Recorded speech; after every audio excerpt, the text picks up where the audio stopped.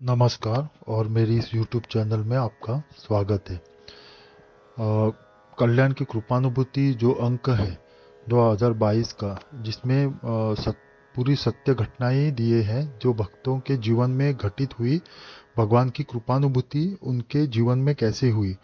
बहुत से लोगों को तो भगवान ने प्रत्यक्ष दर्शन भी दिए, साक्षात दर्शन दिए। ऐसी चमत्कारिक घटनाएं जो है, ये कृपानुभूति अंक जो है भरा पड़ा हुआ है इसी कहानियों में, जो हर एक भक्त ने अपने जीवन में घटित हुई कहानी भेजी है। तो इस श्रृंखला के तहत मैं आपके लिए ऐसी ऐसी कहानी लाया हूँ जो माँ दुर्गा की वात्सल्य की कहानी है, कैसे अपने भक्त पर हुए। तो ये जो कहानियाँ रहती हैं, ये भगवान की लीलाएं ही रहती हैं। तो इन कहानियों को जैसे हम पुराणों में लीलाएं सुनते हैं जिससे हमको पुण्य फल मिलता है, वैसे ही कलिकाल में ये भी पुराणों जैसी कहानी है भगवान की लीला के आधार पर।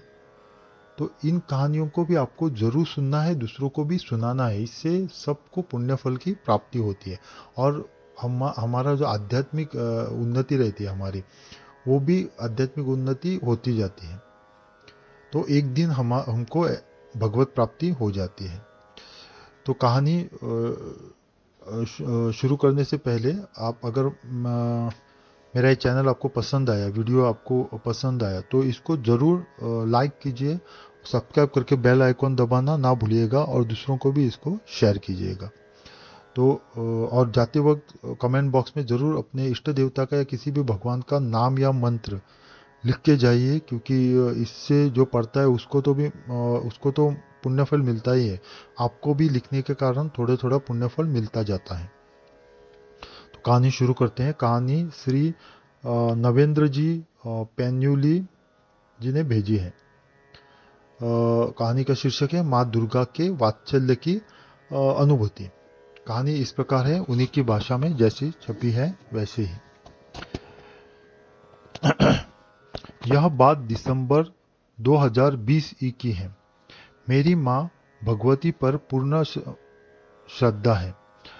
24 दिसंबर की रात को अचानक मेरी सांस फूलने लगी। मेरी बहू जो स्वयं एक डॉक्टर है, उसने कहा, पापा क्या आपको कुछ परेशानी है?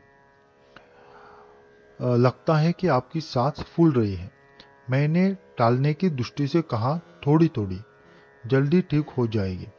बहू ने मेरा पूरा परीक्षण किया और कहा, रक्तचाप बढ़ा हुआ है, पल्स भी कम है और ऑक्सीजन लेवल बेहद कम है। घर के अन्य सदस्यों ने तुरंत निर्णय लिया कि शीघ्र अस्पताल में भर्ती करना होगा। कोरोना की वजह से कहीं भी जगह नहीं मिल रही थी, किंतु माँ भगवती की कृपा से मुझे एक अस्पताल में जगह मिल गई। मैं आईसीयू में भर्ती हो गया। मेरा तुरंत चेकअप हुआ तथा मेरी दो धमनियां 98% तक अवरुद्ध पड़ गई। शीघ्र ही स्टेंट लगाने का निर्णय लिया गया और मैं ऑपरेशन थिएटर ले जाया गया। स्टेंट डालने की क्रिया आरंभ हुई और मैं सामने लगे मॉनिटर पर कुछ देख रहा था। करीब 45 मिनट बाद, जब ऑपरेशन समाप्त ही होने वाला था, मेरी चेतना जाती रही। मैंने महसूस किया कि जैसे कोई मेरे कान के समीप बैठकर दुर्गा सप्तशती का पाठ कर रहा है। कभी मुझे स्वर्गवासी माँ की आवाज़ लगती, कभी पत्नी की, कभी पुत्रवधू की, और कभी लगता कोई अनपहचानी स्त्री की आवाज़ है। यह क्रम चलता रहा। लगभग 1.5 घंटे बाद धीरे धीरे मेरी चेतना लौटने लगी। मैं पुनः मॉनिटर पर सब कुछ देखने में सक्षम था। दुर्गा सप्तशती का पाठ भी समाप्त हो गया। मुझे पुनः आईसीयू में नींद का इंजेक्शन देकर सुला दिया गया। सुबह 10 बजे मेरी नींद खुली तो देखा 4-5 डॉक्टर मेरे सामने खड़े थे। सर, ठीक हैं आप? कैसा महसूस हो रहा है? मैंने कहा, ठीक हूँ। उनमें से एक डॉक्टर साहब बोले, अरे आपने तो कल रात हमारे हाथ पांव ही फुला दिए थे। चलो अच्छा है, ईश्वर की कृपा से आप ठीक है। मैं असमंजस में पड़ गया। ये क्या कह रहे हैं? 4 दिन बाद मुझे अस्पताल से छुट्टी मिल गई। मैं घर आया तो सबसे पहले मैंने पुत्रवधू से पूछा, अस्पताल में डॉक्टर लोग क्या कर रहे थे? उनके हाथ पांव क्यों फूल गए थे? बहू ने बताया कि स्टेंट डालते समय आपको अचानक हेमरेज यानी रक्तस्राव हो गया। आपके दिल की धड़कन, नब्ज, ब्लड प्रेशर, ऑक्सीजन लेवल सब कुछ लगभग इतना गिर गया था कि सबके हाथ पांव फूल गए थे। आपके बचने की उम्मीद शून्य थी। आपको 5 बोतल खून दिया गया। बाहर बैठे हम सभी लोग बहुत परेशान थे कि 42 मिनट के ऑपरेशन में 2.5 घंटे क्यों लग गए। अब मेरी समझ में सब कुछ आ गया। मेरी चेतना का शून्य हो जाना, मेरे समीप बैठे किसी अदृश्य मेरे सामने बैठी किसी अदृश्य शक्ति का दुर्गा सप्तशती का पाठ करना आदि।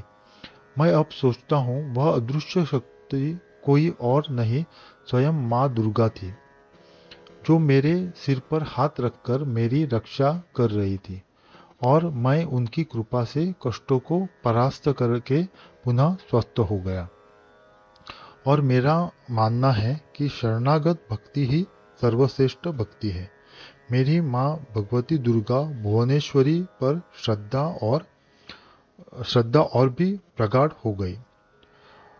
धन्य हो माँ तुम, भक्त वत्सला माँ दुर्गा, तुम्हें शत शत प्रणाम। ये कहानी इतनी तक ख़त्म होती है। ऐसी बहुत सी कहानी, सत्य घटना पर कहानियाँ ये हाल ही के दिनों में हो गई हैं। जो कोरोना के दिनों की बात है, ये 2-3 साल पहले या 2 साल पहले। तो ऐसी घटनाएं बहुत ही हैं, आपको सुनने सुनाने में मिलेगी कि कैसे भगवत कृपा उनके जीवन में हुई, उनकी प्राण रक्षा हुई, या उनको कुछ संकट था वो दूर हो गया। जो भी भक्त ऐसी स्तोत्रों का पाठ या शरणागत होकर भगवान की भक्ति करते हैं, उनको किसी भी संकट से स्वयं भगवान आके उनको संकट दूर करके उनको संकटों से बचाते हैं। तो ये भी एक प्रेरणादायक घटना है कि कैसे उनके प्राण जाते जाते बच गए, और माँ दुर्गा ने स्वयं दुर्गा सप्तशती का पाठ उनके कान में किया, और उनको उनकी चेतना जो चली जा रही थी वो वापस चेतना आ गई उनकी, और उनकी प्राण की रक्षा हुई। तो ऐसी कहानियों का आप जरूर सुनिए और दूसरों को भी सुनाइए, ताकि भगवान के प्रति उनकी भक्ति और श्रद्धा बढ़ती जाए, और उनकी भी आध्यात्मिक उन्नति हो और आपकी भी आध्यात्मिक उन्नति हो जाए। मेरी आपसे नम्र विनती है कि अगर आप अभी तक आपने मेरा ये चैनल सब्सक्राइब नहीं किया है तो आप जल्दी से मेरा चैनल सब्सक्राइब कीजिए और बेल आइकन दबाना ना भूलिएगा। मैं आपका बहुत आभारी रहूँगा। आपका कल्याण हो। ओम नमः शिवाय।